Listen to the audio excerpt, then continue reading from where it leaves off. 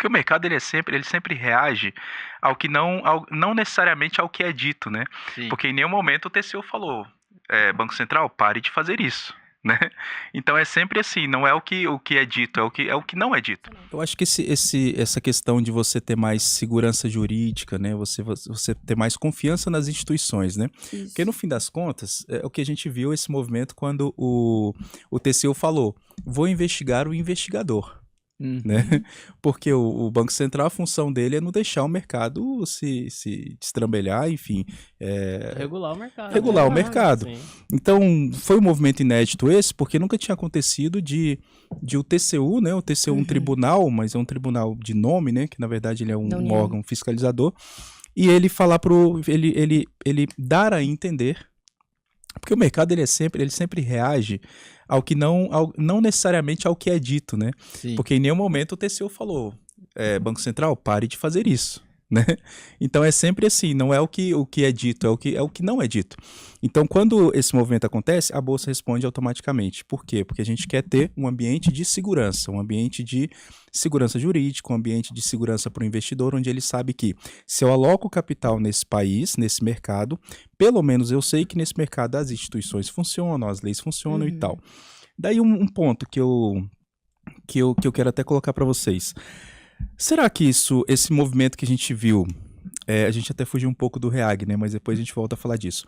Mas esse movimento que a gente viu com relação ao Banco Master, quando o Banco Central, porque teve ali também um pequeno retrocesso do TCU, que ele falou, tá bom, não vou investigar agora, né? Não vou abrir essa sindicância agora. Vamos levar isso para o plenário e depois a gente vê meio que para colocar panos quentes ali. Quando ele faz isso, fica muito evidente ali uma separação, sim, entre executivo, talvez, né? Porque você tem outras esferas também, teve muita verbalização disso por parte da esquerda e tudo, e da direita também, enfim, mas em lados opostos. E aí o que me parece é que isso também fortalece muito a imagem eu ia falar Campos Neto, do Galípolo. Né? Porque o Galípolo, ele era uma incógnita quando a gente tinha Campos Neto, e toda essa conta dos juros e tal, né, da taxa de juros alta no Brasil, era colocada em cima do Campos Neto, do presidente do Banco Central. Quando o Galípolo assume, o mercado ficou naquela, será como é que vai ser esse negócio? Né? O presidente Lula está criticando todo dia o Campos Neto, está indicando o Galípolo. E agora me parece que isso é mais uma chancela, sabe? É mais um carimbo ali de que o Campos Neto, o Galípolo realmente tem feito uma gestão mais independente. O que vocês acham disso? Faz sentido? Não, faz total sentido, tanto que quando a gente pega os relatórios, vou dar um exemplo do Boletim Focus, sei que não é um relatório tão detalhes assim, mas o que a gente tem acompanhado semanalmente, eu faço sempre essa análise ali. O mercado, ele não tem muita esperança de melhora no fiscal do Brasil e não na política monetária, se vocês depois é uma percepção que a gente tem, né? Porque o Gabriel Galípolo, quando ele entrou, a gente tem que entender de onde que sai essa taxa de juro hoje, né? Porque aí a importância do Banco Central independente.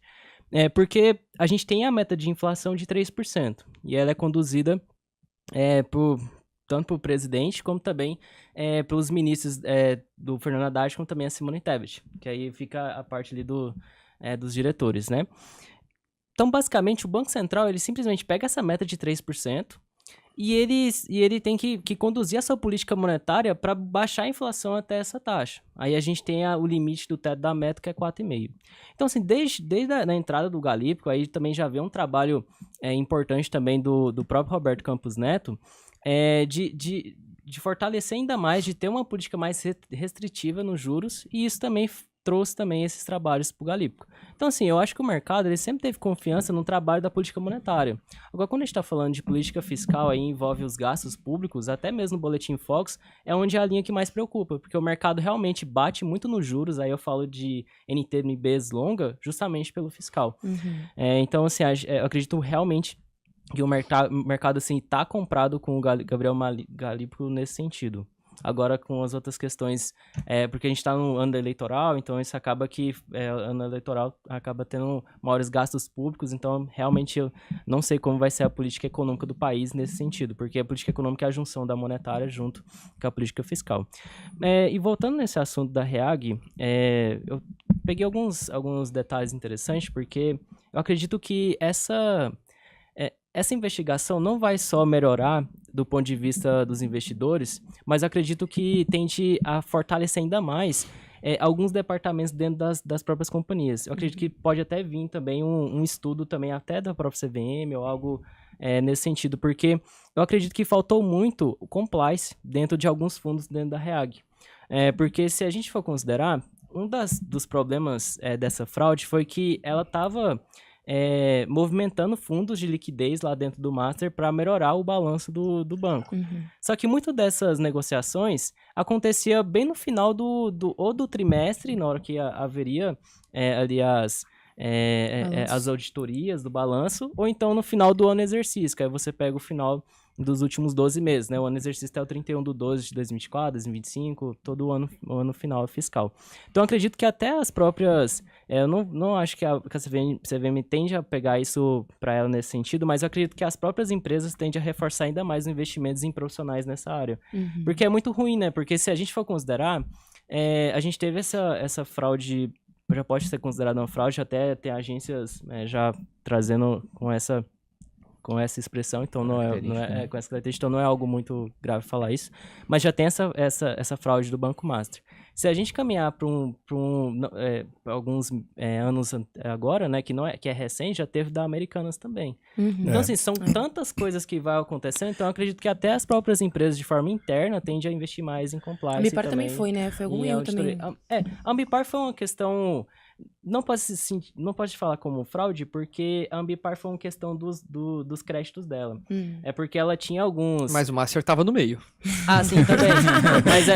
Mas no caso da Ambipar, foi questões do próprio... Ela tinha dívidas, principalmente bônus, a Braskem também. Aí acaba que os valores de face desses títulos caíram muito. E se você já tá ganhando uma grana acima de R$ 4.500 por mês e quer aprender a investir, o que eu vou te recomendar? Acesse aí alvp.com.br, clica aqui no botão Faça a sua análise de perfil, preenche o questionário até o final. Se você for aprovado, né, aqui para participar da UVP, você vai assistir suas aulas comigo, que para mim vai ser um prazer te ensinar a investir no Brasil e no mundo inteiro. Só se você ganha mais de R$ 4.500 por mês. Se você ganha menos, não adianta. Por quê? Porque a UVP te dá acesso a uma plataforma exclusiva de investimentos, né, com investimentos que só são oferecidos para clientes que têm mais de 10 milhões de reais. A gente é hoje também a consultoria top 1 do Brasil, vinculada ao maior banco de investimentos da América Latina, que é o BTG Pactual. Então a gente tem lá geopolítica, formação de investimentos mesmo. A gente já formou mais de 50 mil pessoas. Só de placas de alunos nossos que se tornaram milionários, a gente entregou mais de 1.000. E como é que você sabe que a UVP funciona num mundo de tanta ferramenta gerada, de tanta coisa gerada a partir do nada? A certeza que você tem é que se você concluir a UVP até o final, pode fazer todas as aulas gratuitamente. Chegou ao final, você não aprendeu a investir, a gente devolve 100% do seu dinheiro. Pode pesquisar, Reclame Aqui, Juros Brasil. Se fosse mentira, a gente não estaria aqui. Por quê? Porque você simplesmente poderia fazer a UVP e falar: Raul, eu não aprendi a investir e pegar o dinheiro de volta, ou se a gente não te devolver, você me processa. Ganhou de graça 10 mil reais. Investimento melhor que isso não tem, né? E você vai perceber, se você buscar pela UVP, que a gente nunca teve nenhum processo. Só quem processa a gente é corretora safada, porque perde dinheiro com as coisas que a gente ensina. Então eu recomendo que você vá lá e faça o seu cadastro. Se você for aprovado, não é todo mundo que é aprovado, vai ser um prazer para mim te ensinar a investir aí.